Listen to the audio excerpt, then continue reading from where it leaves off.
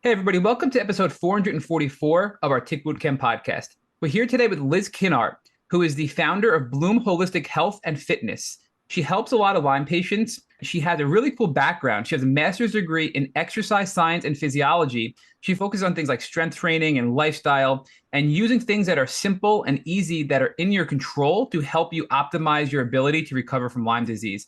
So I'm really excited to have you here today, and I can't thank you enough for joining the Tick Bootcamp podcast. Yeah, I'm really excited to be here too. So thank you for having me. So, Liz, before we get into your experience with Lyme disease and how you use that to transform into this business to now give back to the community, let's talk about what your life was like as a child before you ever got sick. Sure. So I am a native of the Upper Peninsula of Michigan. So I grew up, around a lot of wooded areas. I'm a very active individual. I was very active as a kid, always playing outside. And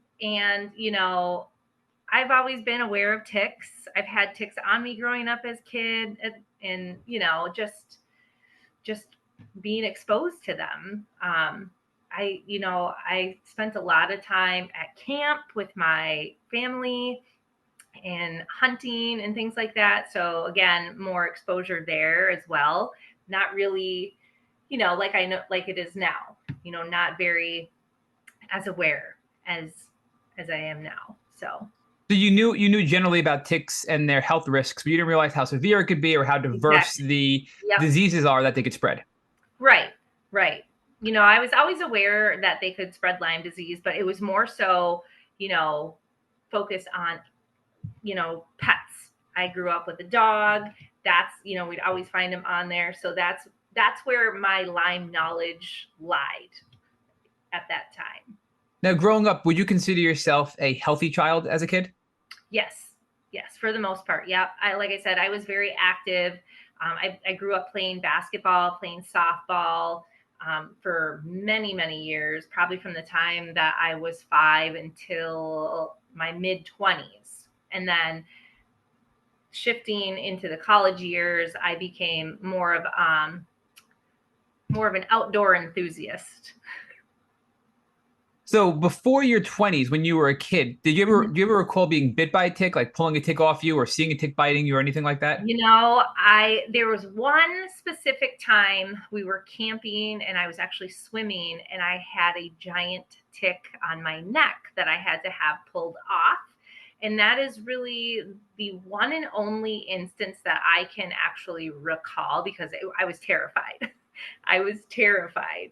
But I mean, I've had them on me where I've brushed them off, never attached. But that one specific moment, that's the only one that I can truly recall. So you mentioned when you got into your 20s, you became even more of an outdoor enthusiast. So what did that mean? What was that transition in your life? So, I guess talk to us. Were you in college? Were you Yep. working? And what was that transition from being more of a, outdoor person? So after I graduated high school, I decided to opt out of playing college sports. I wanted to really focus on my studies. And so I stayed in the UP and I went to school at Northern Michigan University in Marquette, Michigan.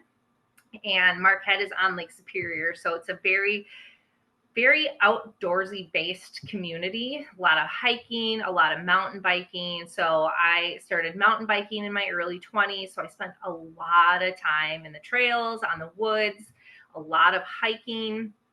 I mean, almost daily. And then, of course, skiing and things like that. So even then, on our hikes and stuff, I would end up having ticks on me. I remember one year really significantly that they were more prevalent.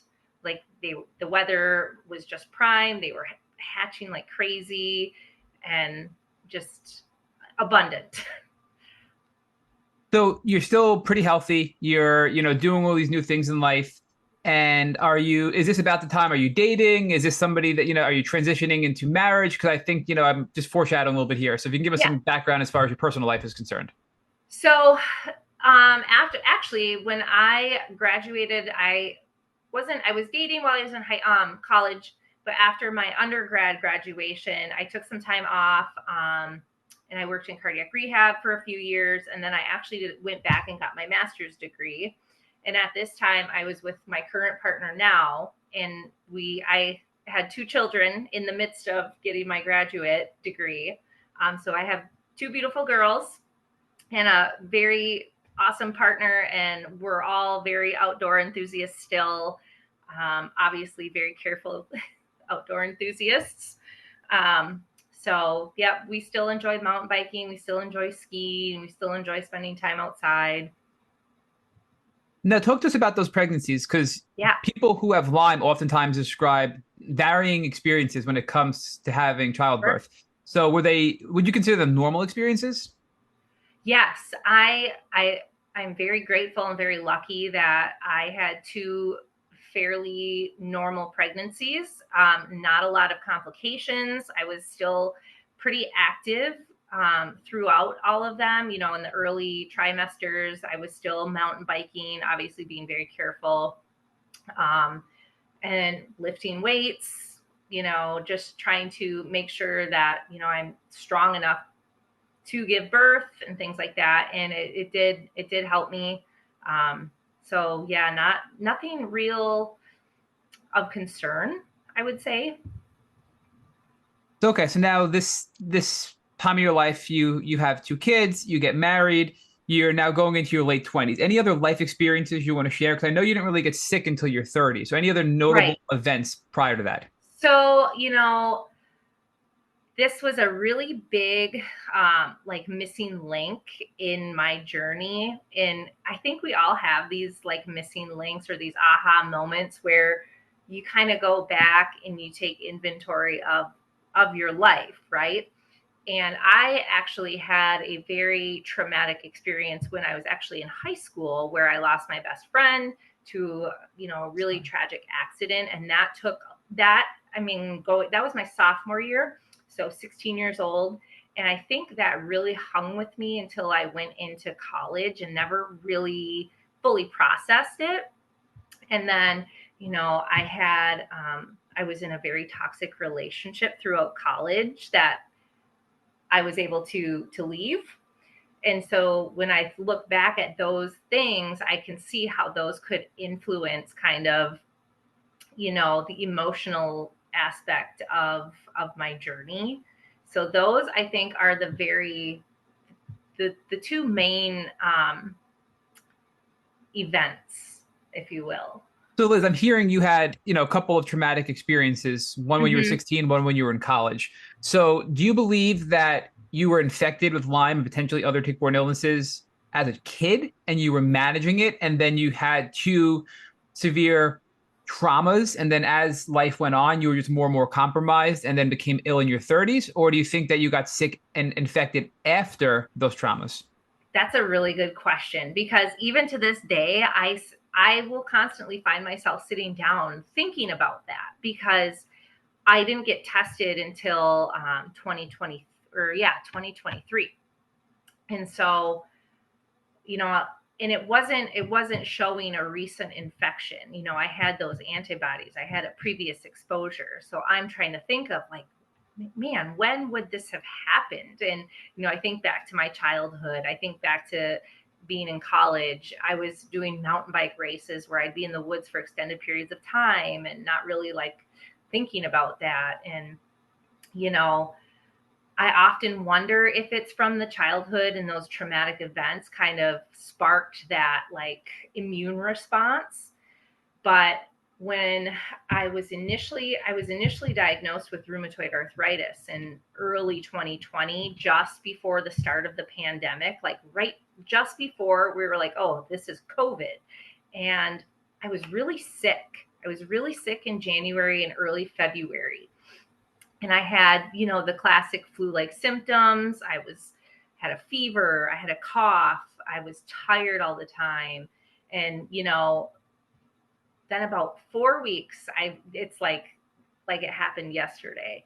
About 4 to 6 weeks following that illness, I had a lot of joint pain show up. And it was pretty constant. And that's when I had some testing done. My testing came back normal. They decided to go, I have a family history of rheumatoid arthritis, so that's what they kind of gave me. And so I started on that path of, immunosuppressives. And then really, as I started feeling better, started getting back into my active lifestyle and things like that. I thought my nutrition at the time was pretty healthy. And so I started to get better. And then I'm going to pause you there, Liz. Yeah. Before we go too deep, I just want to give some context. So Sure. pre-COVID, January 2020, you're 34 years old. You're starting to feel unwell. Prior to that, you had no real illnesses other than, I'm sure, maybe, you get a cold here and there, you get sick and you recover, right? So you're pretty healthy and normal up until that point, right? Yeah. Okay. No other life experiences, notable moments. I mean, you have 2 children, you're a mom, you're working, right? So that's all the normal stuff. Nothing else to talk about before that, right? Well, I guess at the same time of my diagnosis, so I was working for a corporate gym at the time, and our hours were super, really early. I mean, I was getting up at 3:30 in the morning to be to work for 5 a.m. I'd work like till 1 or 2, come home, do the mom thing, not getting a ton of sleep. I was under a little bit of like chronic stress at that point, and I, didn't really correlate how that stuff was kind of allowing my immune system to just kind of welcome potential Lyme disease to just kind of wreak havoc. And so as I started to get better, I came off of my medications, and that's when I started having all of these crazy symptoms. And I was having, hand tingling and numbness, neuropathy. I was having really severe muscle pain. Not like your typical muscle soreness from lifting weights. I mean, from nothing, just you couldn't touch me because it hurt so bad. Joint pain, very stiff neck, very dizzy. I was having night sweats and stuff like that. So all of these things kind of prompted me to start researching Lyme, because I would talk to people and that's when they would say, that sounds a lot like Lyme. And, I read a lot of those scholarly articles, the similarities between RA and Lyme disease. And it kind of led me towards this path of pursuing, further testing. And it took me 3 years before I finally was able to, say, hey, okay, I need to get tested.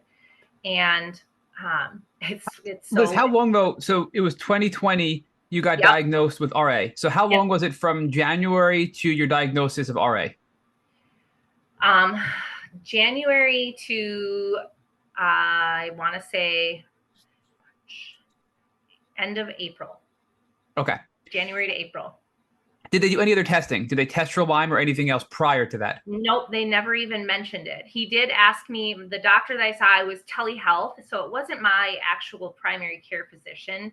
And they just sent me in for, your typical autoimmune testing and things like that. But everything came back normal. I didn't show any signs of inflammation. They never mentioned Lyme disease. He mentioned, post-viral arthritis. But, given how they decide with their approach, I was okay. What made you choose to do telehealth versus just going to see your primary care doctor? Was it COVID? Yes. Yeah. Okay. Yeah, it was like right at the height of when everything shut down. Do you think, looking back, because it was a really scary time, you're sick, people are dying from COVID, and then you think, well, if I'm sick and I don't know what's wrong with me and I have RA, am I immune compromised? And am I going to be one of the vulnerable risk people that could potentially die from it? I mean, was that a fear of yours? Do you think that contributed to your health or no? I think in a sense. I don't think it was like of a deep concern, just given the fact of how I was feeling. I wasn't feeling terrible, but I knew that I was healthy enough to be able to get through it. And honestly, when I was sick in January and February, it very well could have been COVID before we really knew that it was COVID.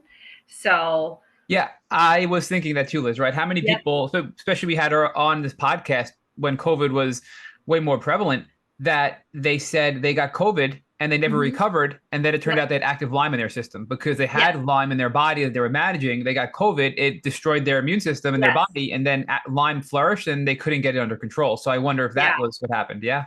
Yeah. And I've actually, I've been seeing a lot of people who have had COVID and they're getting all these crazy, symptoms and diagnoses like POTS and, fibromyalgia and all different kinds of things. And it often makes me wonder if maybe there's some hidden Lyme in there or, EBV or whatever, So I'm going to take you down a sidebar here because yeah. our last podcast guest that Rich interviewed last night with one of our former guests, Claudia. She offline, she asked me, "Hey, yeah, we all hopped on and we're talking offline," and she said, "Hey, do you think there's a benefit to even caring if we can fully eradicate the Lyme bacteria? And do you think A, there's a benefit, and B, do you think it's possible now with current medicine?" And my argument was, hey, frankly, I don't know if it can be fully eradicated. Like, do I still have it in Right. my body? Probably. But I know Mm-hmm. that I'm healthy enough to manage Lyme in my body because of everything that I've done. And as long as I continue to have that toolbox of tools and know Yep. what I can do to keep myself healthy, I'm not worried about it. I'm not afraid of it, Right. right? But Right. then the other argument was, and she kept pushing me. We had a really fun debate. And she kept Yeah. pushing me, and I said, hey, but is there a benefit to being able to fully eradicate it? Sure, right? And then, Yeah. Rich jumped in and him and I were debating it too, because the thing is, if we can fully eradicate Lyme, then it's one less thing putting our bodies under stress, right? Sure. So Absolutely. it's that whole idea of, can I reduce the microbial burden in my body for things that are making me more weak and more vulnerable? And if so, maybe I wouldn't have had that extreme reaction that I had when I got sick with chronic Lyme, which is really many things making you sick, right? Yes, So absolutely. it makes me wonder, like, if we knew that you had Lyme, Yeah. Liz as a young child, and it was Yeah. addressed and treated in a proper way, would you have gotten as sick as you did when you likely got COVID in early 2020, and then you were sick Right. for several years and got even worse because you didn't know what was going on? Maybe that could have Right. been avoided, which is strengthening my argument that, yeah, there's a benefit to eradicate it, but we can't stress ourselves out about it because we simply don't know yet with current medicine and science, I Right. believe, right? So, I mean, what are your thoughts on that? Exactly. I agree with you. I feel like, and I talk about this all the time. And, obviously, when we know better, we can do better. The more informed we are, the better understanding we have of it. And, I really try to stress the lifestyle side of things because I feel like the stronger we are as a host, the stronger that our bodies are able to fight off as much of this infection as we can. Unfortunately, we've got co-infections involved and things like that. So there's all those different factors that are at play. But the stronger that we are and the stronger that we can support our body, I feel like, we have a better chance at not eradicating it, but, not letting it affect us as deeply as it could. Yep. And like you said, you can't really stress about it. And that was a big turning point in my journey, was not trying to worry and focus so much on that part of things because I have it, right? So now what am I going to do to make sure that I can keep myself as strong and as healthy as possible going forward so that it doesn't continue to get worse every time I get a cold or every time, something stirs it up. You know what I mean? Yep. And I would argue, depending on, some people listening and some Lyme patients Mm-hmm. experience this fear. It's almost like PTSD where you Yeah. get so sick and then something happens and you think, oh no, the Lyme is back. I'm going to go back to where I Right. was. And that nervous system dysregulation when you're Oh, yeah. tipping yourself into fight or flight is so bad for your health. So that fear, I'd argue, of a reactivation is worse than the actual persistence of the bacteria in Absolutely. minimal loads if you can approach it with, I'm healthy, I have the tools, and it's not going to make me sick, right? So it's Right. balancing out priorities and Yep. severities and trying to approach it the right way, right? And I think it's not as cut and dry as we'd like. Right. Yeah, I agree with you fully there. I mean, I think a lot of things can stem more from the fear of it, and that mental aspect that we tend to it overtakes us because this is something that's totally rocked our world and it's hard to get out of our own heads a lot of the time. And I think I've said it before too, that the mental and the mindset part of things is probably going to be the most challenging for people when they first start trying to heal, if you will, or to take those Yep. first steps, because It's scary. I mean, it was really scary for me at the beginning. I always thought like, what is this going to do to me long term? And then I knew I had to get away from that because I was just going to make myself miserable.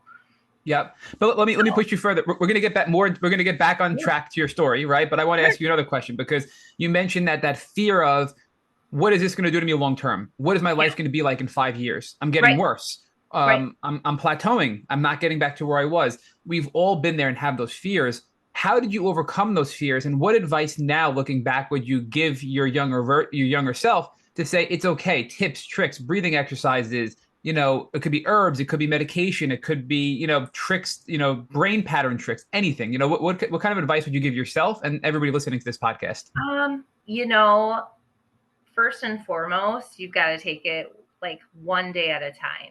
It's literally, minute by minute, because things can change in an instance as far as how you're feeling. But I think working on, the mindset part of things, and, finding practices that are going to allow you to start feeling safe in your body. And again, it kind of leans on that lifestyle stuff. You've got to kind of take that inventory of your health, right? Sit down and really get honest with, what was your life like leading up to the time that you got sick, and see where you can make those adjustments. So for me, that didn't happen until a year into my treatment. And when I finally sat down, I was like, okay, something's not working. We need to figure this out. And then once I started to piece all the puzzle pieces together, everything kind of started falling into place. My treatment started to work, more effectively. I started to have less stress. I think, breathing exercises for me were a big one, not just because of the mindfulness aspect of things, but just how important our breath is for our overall health, and how, important a role it plays. And it just allows us to be very intentional. We have to be very intentional with what we do every single day. So Liz, I'm going to push even harder now. So I, Okay. I agree. And I'm going to ask you if you can, because people always ask, what are some low cost, no cost things I can do? Because treatment is expensive and it's hard, Yeah. right? Yep. And what you're describing is a free tool. So Yeah. can you like walk us through an exercise, a breathing exercise that helped calm down your nervous system Mhm. and not worry about the future and not worry about I'm never going to get better, because those things can be paralyzing. And for me, I was paralyzed for years and Sure. afraid to even try treatment out of the fear that the treatment might make me worse, not better, Right. which stalled me for years, right? So Yeah. people that are in that kind of a situation, or even early on, just diagnosed and thinking, am I ever going to get better? What can they do? Walk us through a breathing exercise that they can do to kind of help them just feel a little bit of peace and calm. So there's a couple of them that I typically practice. And again, you don't have to practice these every single day, or if that's something you want to do, 2 to 3 minutes tops. The easiest one for me is just a diaphragmatic breathing, right? Where you're just working on a nice controlled breath, belly is going out, chest is filling, and you're exhaling at a nice, slow, controlled pace. That's a super easy one. Another one that I like to lean on, that's especially good for like anxiety, is the 4-7-8, where you're inhaling for 4 seconds, you're going to hold for 7, and then you're exhaling nice and slow for a full 8. And that really helps to just kind of slow everything that's happening inside of you down a little bit and kind of recenter you. And you might feel like this sense of calmness come over you. I know a couple of my clients have done similar exercises like that I've given them, and they've really felt that calm feeling come over them. Another easy one they could do is just like a hand trace with their hand, where they're going to inhale as it goes up the thumb, exhale as it goes down, inhale as you go up, exhale as you go down, just kind of like a finger tracing, and just kind of do that cycle 5 or 6 times, and just until they feel like they've done what they've needed to do to calm themselves down. So the first one was just basically putting your hand on your chest, slow breath in, slow breath out, right? Just to kind of, Yep. sometimes when we get Just, nervous, we breathe really rapidly or yes. shallow. So it's just Yep. resetting your breathing by holding your chest and just breathing slowly in and slowly out, right? Very Yep. simple. The Yep. other one was 4 seconds breathing in, 7 seconds hold it, and eight Yep. seconds breathing out. And you Yep. repeat that, and you'll eventually feel a little bit calmer, right?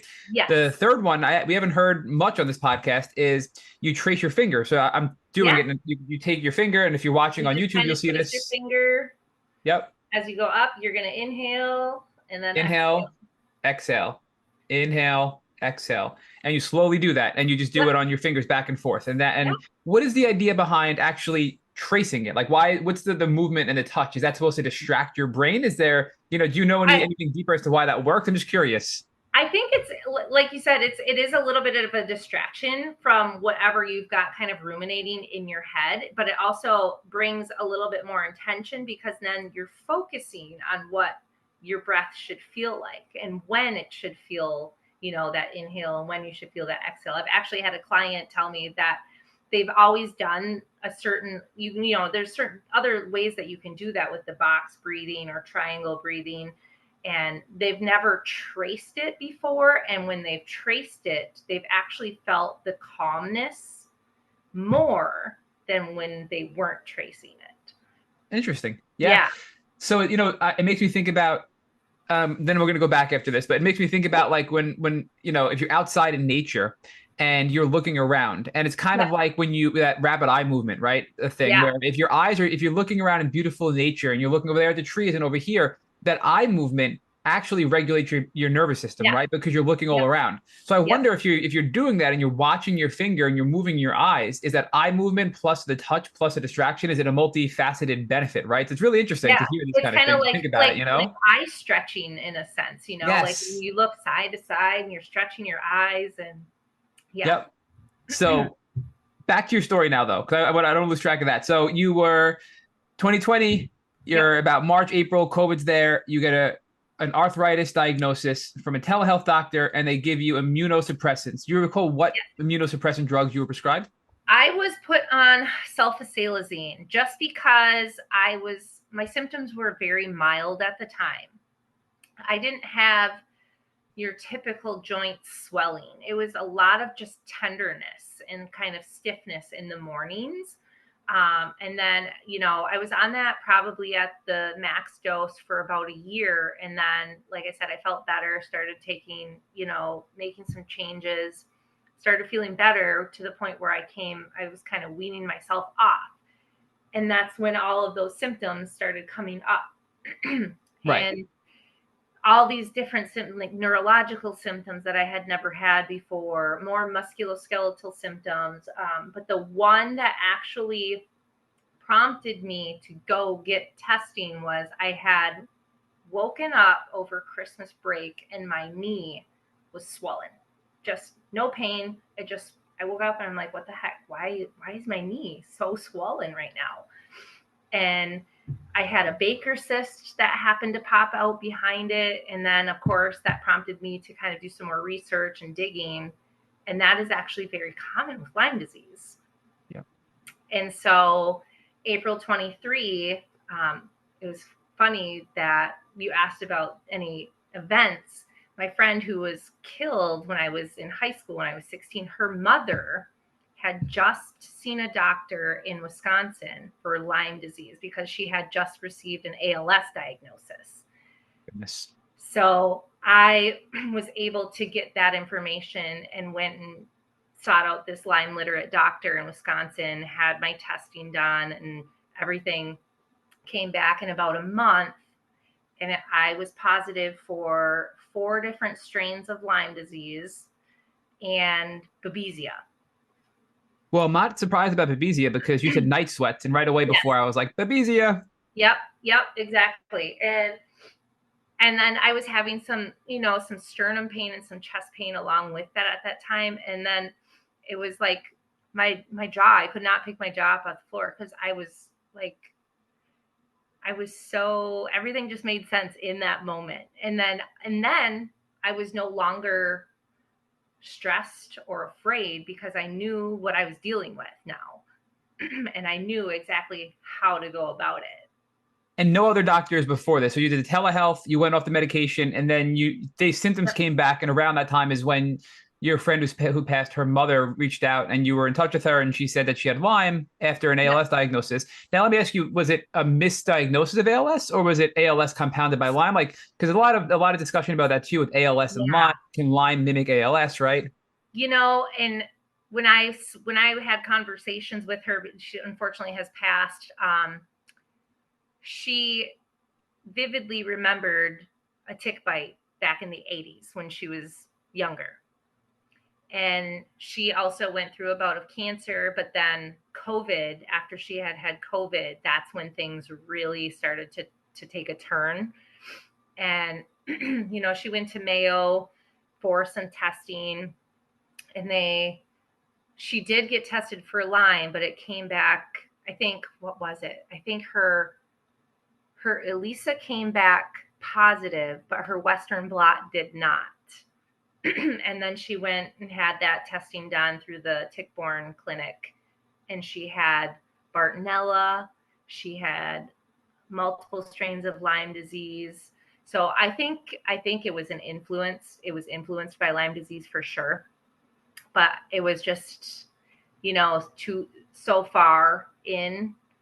Some people do really well and can turn things around, and it's kind of a shot in the dark just to try it and see what happens. But So walk us through, Liz, what was going on personally? You have two kids, you're a mom, you're Mhm. working, and you have a husband, and now you're really sick again, and you get your Lyme diagnosis. So around this time, like, was your husband pressuring you to get medical assistance earlier, right? Like, or were you guys just like totally thinking like, hey, this is just arthritis? Like, where are your heads at personally with your you family? know, I was very skeptical about the arthritis diagnosis initially, and he was very supportive of what my thoughts were, because he doesn't really understand the autoimmune world and things, especially Lyme disease.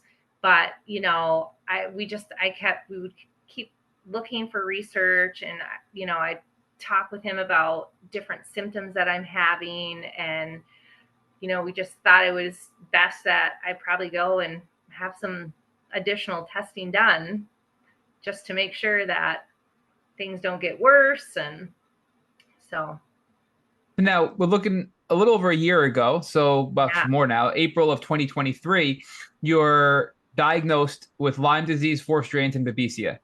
So, what is your plan? Are you now treating with the doctor that diagnosed you, and what's your plan forward from here? So right after I got my results back, we started some antibiotics.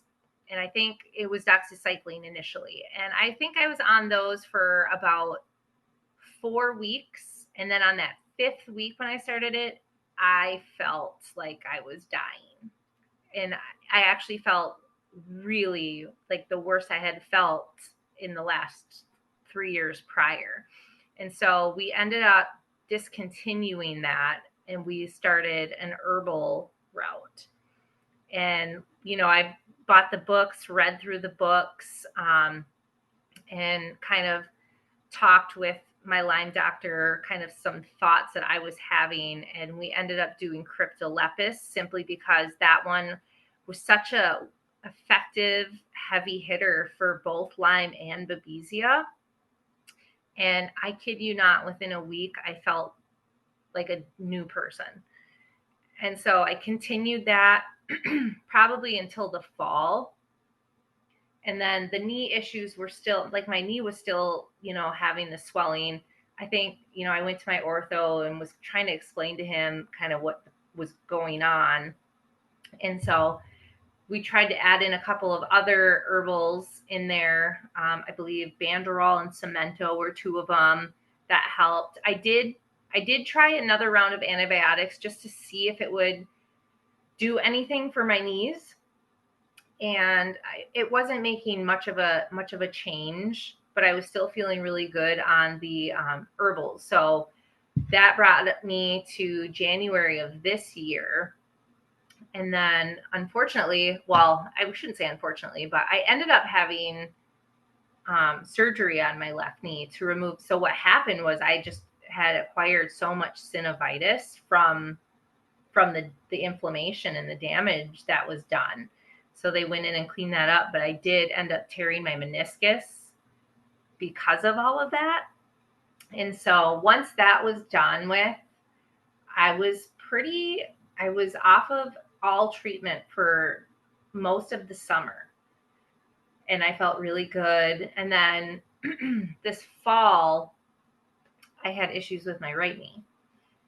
And when I was trying to advocate for some treatment for that through my ortho, it kind of flared a lot of stuff up. So right now I'm currently back on my cryptolepis, and it's doing wonders for me. So cryptolepis, I have a turmeric supplement kind of helping target the inflammation that I've been dealing with. But other than that, that's really, as far as treatments or medications or supplement wise, that's about it. The rest of it has really been lifestyle changes.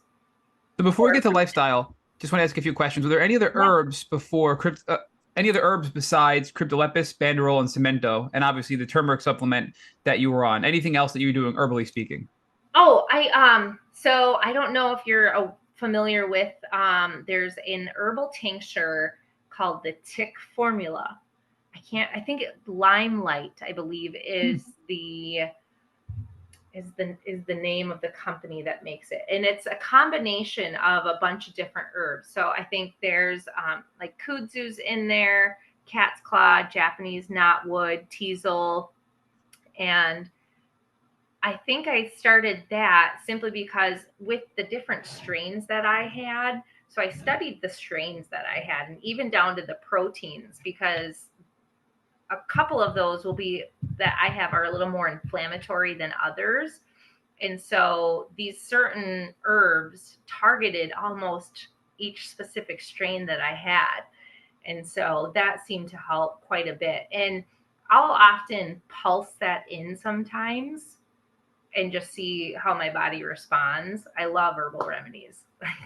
So a couple terms I want to define. When you say pulse in that herbal remedy, what does that mean when you pulse that into your cryptolepis and your turmeric and everything? Yeah, so I'll take it for a couple weeks and then kind of stop for a couple weeks and then kind of go back on for a couple weeks and just kind of see what happens with that.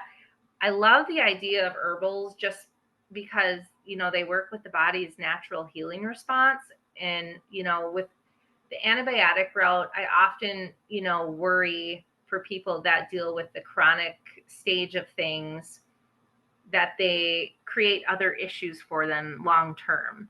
And so they may work for some people. It didn't work for me. And that doesn't mean you shouldn't be open-minded to try it, because I know some people I was 3 years out, which I still kind of consider an early catch, so there was a chance that they could have worked.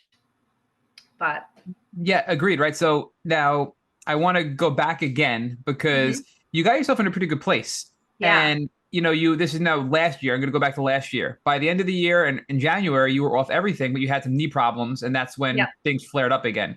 But you got yourself in a good place. You had these knee problems. And then after the knee surgery, you had some flare-ups with other symptoms, and you kind of went back into your routine. And we're going to get to the lifestyle stuff as well. But what's interesting is many times we see on this podcast, people will get themselves better and they then go back to their old lifestyle choices, and I'm not sure that you did that. We'll talk about that a little bit about your lifestyle choices, or they just stop doing the things that were supportive and they backstep a little bit. And the important note here is they're not going back to where they were when they were at their worst. And that's always been my fear in a lot of people, right? Hey, if I backslide, am I going to go back to, bedbound? No. I mean, I've had some backslides and that's not the case, right? But we need to recognize that we can't just say, oh, I'm better now and I'm doing the things that I wanted to do. So I'm just going to stop everything. I'm going to stop all my things. I'm not going to sleep as well. I'm going to let my diet go a little bit. I'm not going to take, anti-inflammatory supplements like turmeric. And I'm just going to go back to being the way I was, because you're becoming more vulnerable again and you're setting yourself up for another stressor to make you sick. Right. So I wonder, is that something you think possibly you did? And if not, that's okay. I just wonder, absolutely. So, like I said, as I was advocating for this right knee to have that synovitis cleaned up, we knew it was in there and it was bad. And that brought on a lot of stress. Stress is a giant trigger for me. And that's the one thing that I worked so hard at reducing and being able to manage over the pandemic and, these last 3 years. And advocating is hard, and, trying to explain, what's happening with Lyme disease, because, oftentimes it's not recognized very much. And I spent much of my time in that ortho office being told that it wasn't Lyme disease, even after my lab result or my test results were positive. And so they were very resistant to me. And it was, it took me a month to actually have them agree to doing this 30-minute surgery to clean up the inflammation and the damaged tissue in my knee. And that's, it set off a whole, symptoms I hadn't had ever. My arms and my shoulders they're better now, but they were on fire for weeks. I couldn't sleep, and I couldn't use my arms. I'm still kind of coming down from it, like I'm working really hard to get back to where I was after having that episode. So for sure. Yep. So, you went off all your herbs, you were stressed, and then you had surgery, and surgery is physical trauma, right? Yes. So you're having physical trauma to your body and all those other things. And that was enough to put you over the edge. But you now had a toolbox, right? Yeah. You knew what to do. You had your turmeric supplement, you had your cryptolepis, you had your lifestyle changes, which we still haven't talked about the lifestyle piece yet, but you did all these things and you brought it back pretty quickly, and you got yourself, better more quickly than you did the last time, and it wasn't as bad as it was before. So that to me is a really important message that, if we do have a setback, we can overcome that as well, and we can get ourselves back to a place of health, right? So that's important. But talk to us now. I really want to talk about the lifestyle pieces, right? Because what does that look like for you? Define lifestyle and what you do to maintain a healthy lifestyle. For me, specifically, obviously movement, which could be exercise and strength training. Those are my heavy hitters for me. I thrive on movement because it just makes my physical body feel so strong and just very agile, but also my nutrition.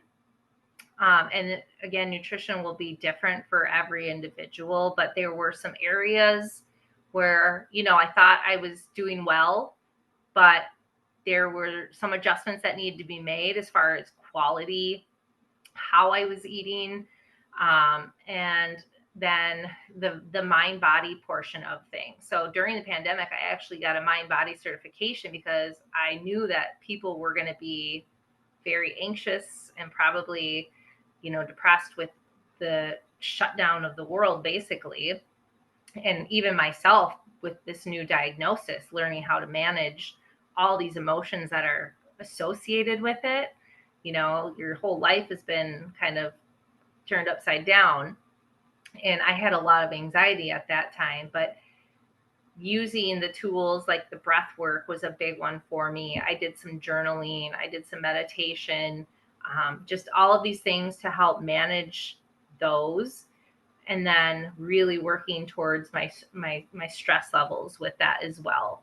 And then just making sure that I'm taking time to also do things that kind of bring me some happiness and some joy. And I'm sure a lot of people can relate that there might be things that they once were able to do that are a little bit harder now, or maybe impossible, or maybe not possible yet. But I found other things to try as far as like skills or hobbies to kind of like fill that void for the time being until I get myself back to a place where I can maybe go back to mountain biking or, things like that. So those were my big ones. In sleep was a huge one. Okay. So, but two questions. So can you give me an example of something that you did that was easy to do despite your physical health challenges that brought you joy? Because I think a lot of people are sitting there thinking, hey, I can't do the things that bring me joy. I've lost my friends. I can't go out. I can't go out to eat because I can't eat anything. I can't go for a long walk. I can't go out in nature. And we need joy in life. So what are some things Yeah. you were able to do to find joy while you're at your worst? So, I was never a reader. And it first started with reading books online. And I got so, just very engaged with reading that I have a whole stack of books over here that are from when I was sick during the pandemic. And I read and I read and I read and I read. And it literally, I've like gained so much knowledge from all of these different, I've got books on autoimmune conditions, books on breathing, and books on Lyme disease, books on strength training, and just really learning. I spent a lot of time learning, which I am not a reader. So that was probably the biggest one for me. And then I'm trying to think what else. Oh my goodness.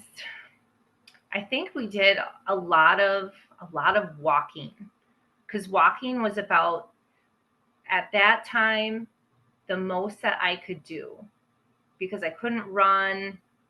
I had a hard time lifting weights just because I was so fatigued at the time and my joints were on fire. So the walking definitely was a big one as well.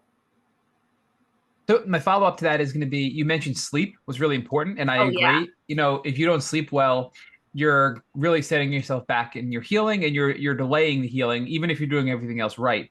But Yep. so many of us in the Lyme community know insomnia is real. I mean, there's a ton of Yeah. memes out there all over our Lyme community that it's impossible to sleep when you have bugs in the brain. It's impossible to sleep when you have nervous system dysregulation. So, what are some tips and tricks you implemented to be able to sleep despite all the challenges we all face? Oh my goodness. So this is where that breath work comes into play.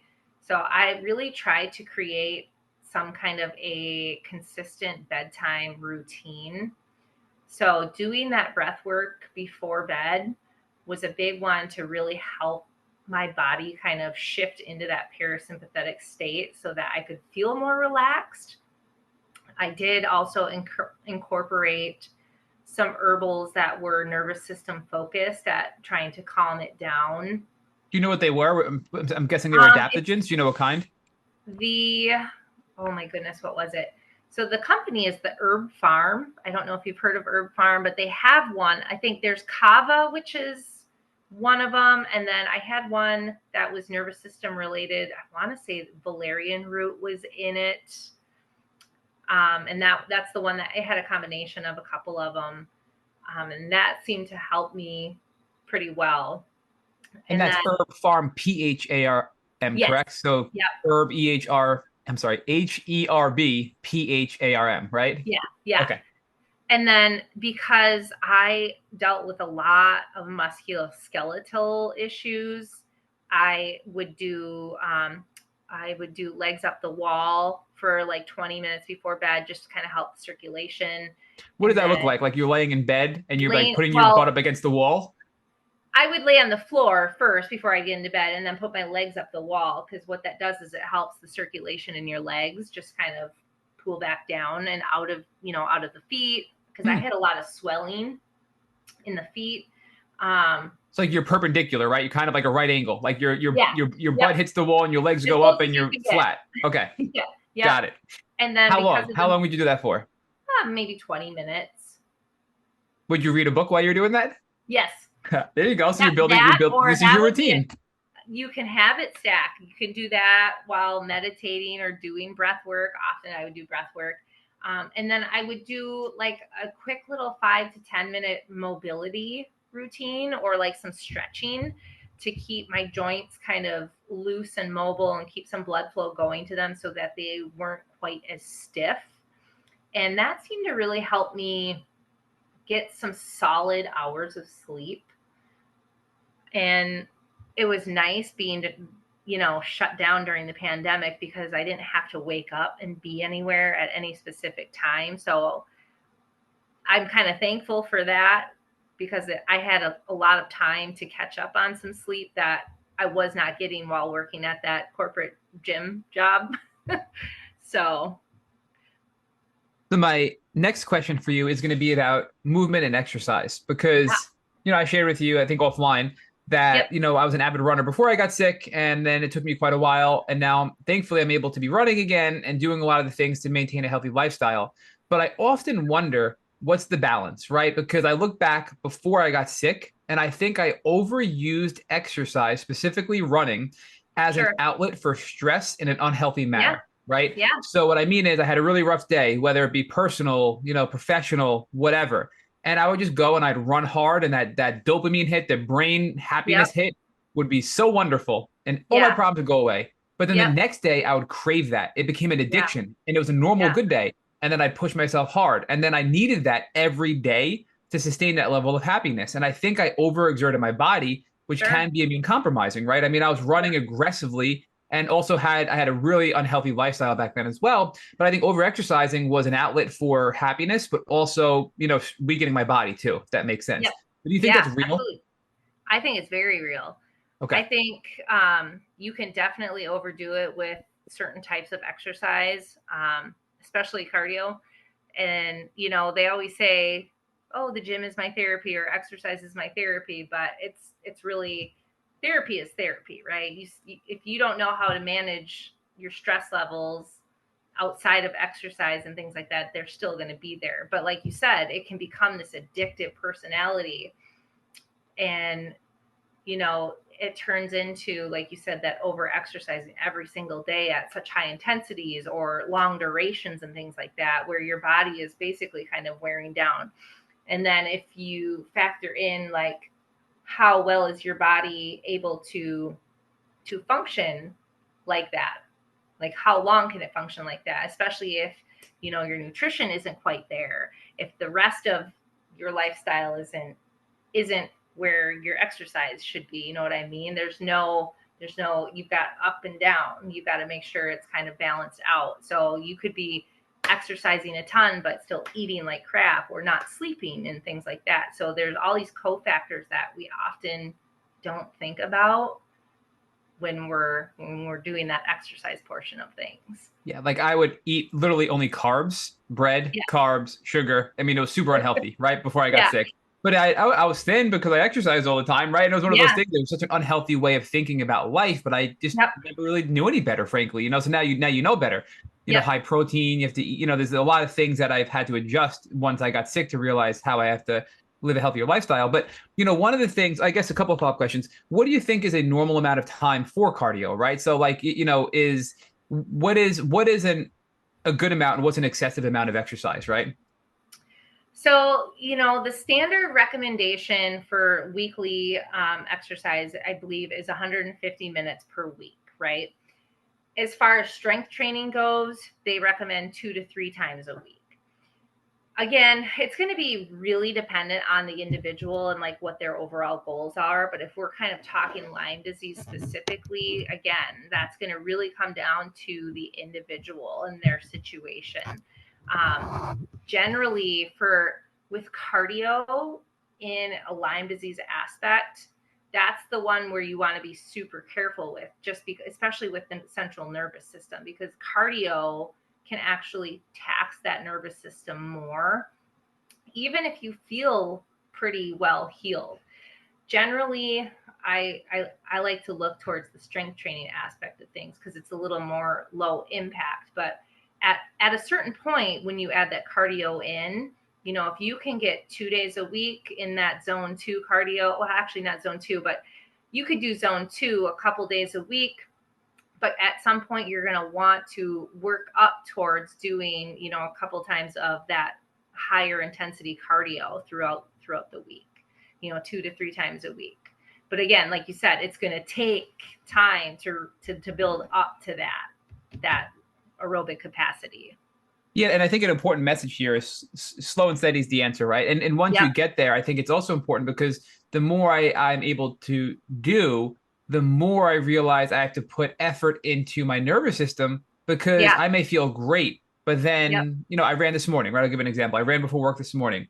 Did like a 40-minute run at the gym, went to work, had a wonderful day. but then I catch myself being overstimulated in a way that Sure. I wouldn't have been if I didn't do a 40-minute run, right? So Right. then I have to purposely be mindful to try to balance that. So I think, and I've read about this in a lot of forums over the past few weeks, and especially social media, where you have to kind of balance. Maybe you're doing yoga, gentle stretching, Yep. deep breathing exercises, and you're alternating that in with some cardio, so you're balancing out, Hmm. some good, nervous system exercise with then, cardio, which can kind of stimulate the nervous system in a way that maybe we don't want, right? So, Right. I think that's something that's wise as well. Yeah. Yep. For sure.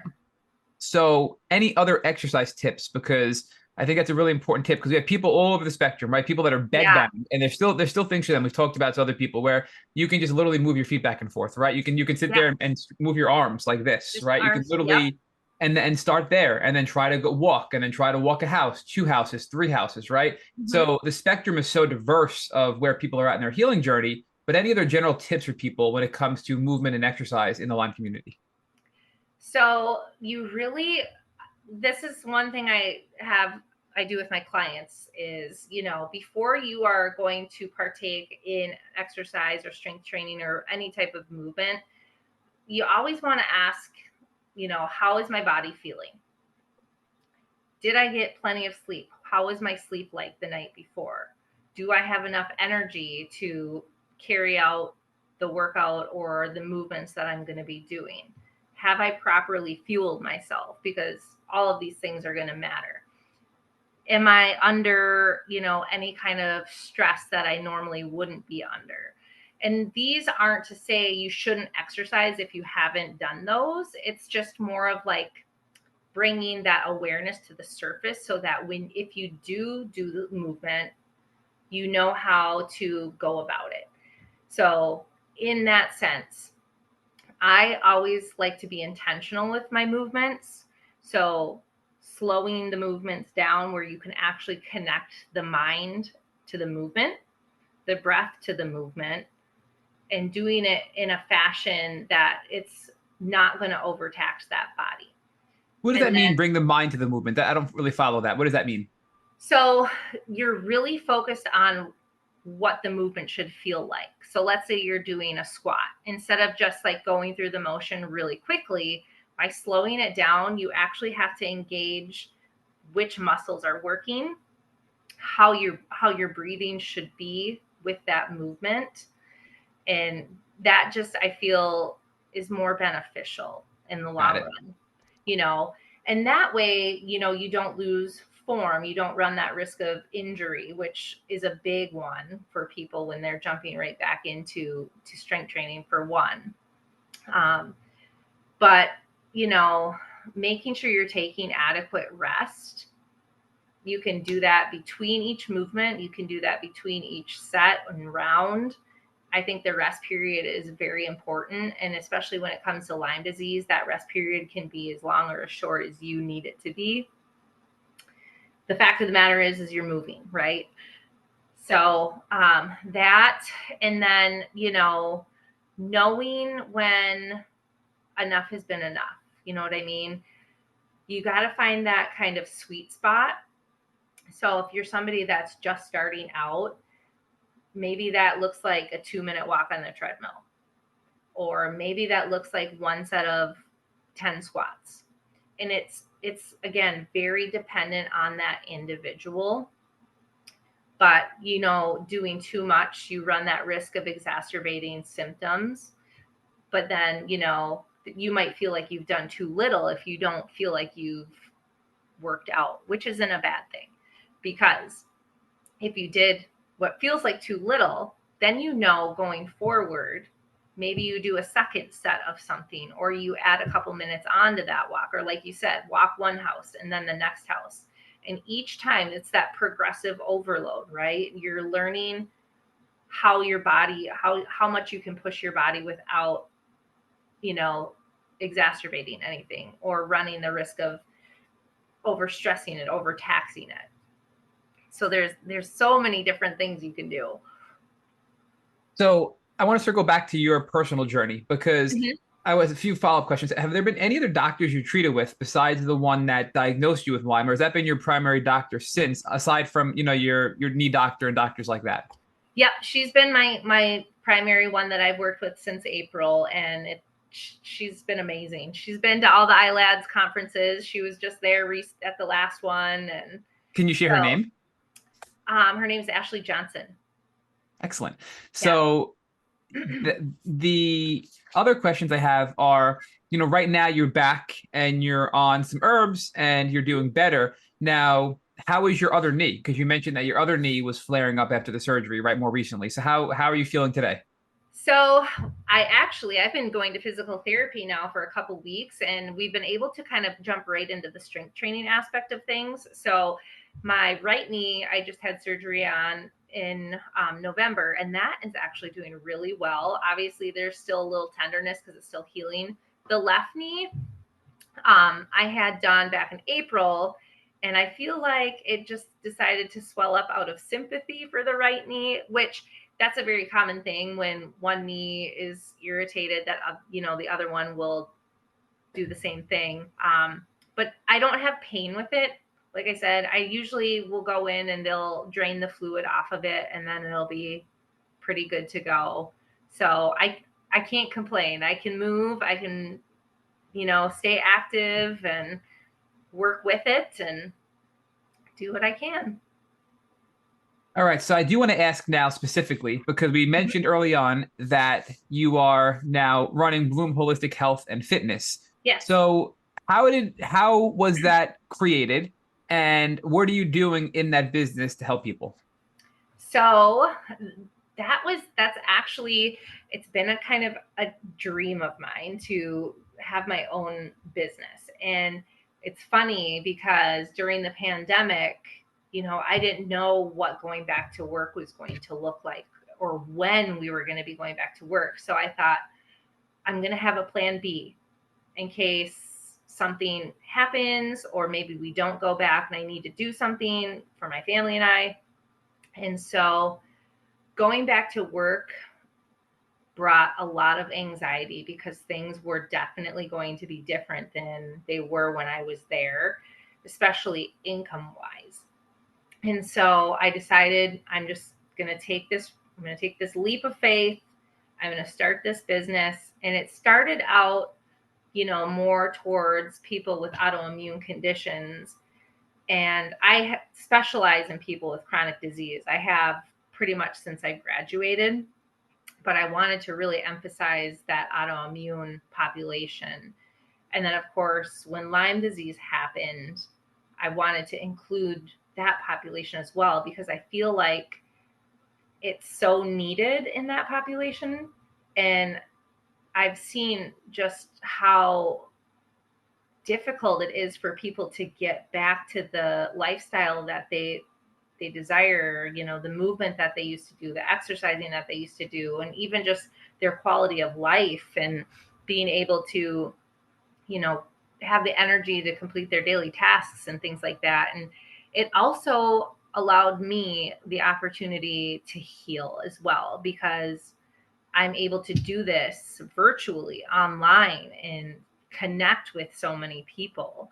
And like I said earlier, I'm working with a couple of Lyme patients right now, and I feel so rewarded every time I meet with them, and to hear how they're managing their Lyme better and the things that they're doing now that they weren't doing months ago, and to see the steady progress, which is the huge thing. So Liz, if people want to learn more about you or yeah, look up your website or your social media to see how they can either A, just learn more about you, yeah. or B, how to work with you through Bloom Holistic Health and Fitness, where can they go? So you can find me on Instagram. My handle is In Good Health Liz, or my website is bloomhf.godaddysites.com. You can find that right in the link to on Instagram. I am also on TikTok under the same handle, In Good Health Liz. But those are really just in Facebook as well. But those are really the three outlets right there. And we're going to drop links in the show notes to all of your resources as well. So if people want to look in the show notes, they'll see that. Now, my final question before we end this super informative podcast would be, if and I'm gonna go do a throwback. We generally people listen to this podcast know that we used to ask this question and we pivoted, but for some reason I'm feeling like I want to ask you this one. If your husband walked in right after this podcast concluded and Yep. said to you, Liz, I just found a tick biting me on my leg, what would you tell him to do? You know, what I would tell him to do right away is obviously we want to remove that, right? And we want to make sure we do it safely without pulling and ripping that head off, because we don't want any more of that saliva getting into his bloodstream. There are a number of herbs that you can use to kind of pull any of that saliva out. I have a tick bag actually where I have a mixture of bentonite clay that you can mix with water and put right on that bite, and that will kind of draw whatever out. So this is if you have it immediately, right? I've had a number of people come to me that have had immediate tick bites, and I've told them, first thing that I would do personally is get in contact with my primary. Let them know, here, save that tick, show them that you have it. You may not have a rash, but you've seen the tick and what they can do. Generally, what I've heard is if you've been bit and you have the tick, they can start you on antibiotics right away. Obviously, the quicker that you can catch it and manage it, the better. But obviously, there are different routes you can take outside of it when it initially happens if you don't have access to that right away. And that's, using herbs. I want to say, is it astragalus is one of them that you should take just to support that immune system. Keep an eye on symptoms over the next, couple of weeks, but try to get in within a healthy timeline, because if you get tested too soon, it's going to come back most likely negative, but you also don't want to wait too long. And I want to say that timeline is like within 4 weeks. So, yeah. Well, I'm glad I asked you that question, Liz, because that was an awesome answer. So I can't thank you enough for joining our Tick Bootcamp podcast. I know you have a family and children and a business, so I know time is finite, and we can't thank you enough for coming on to help other people and share what you've been through to help them through their journey. So again, thank you so much, Liz. Thank you so much for having me.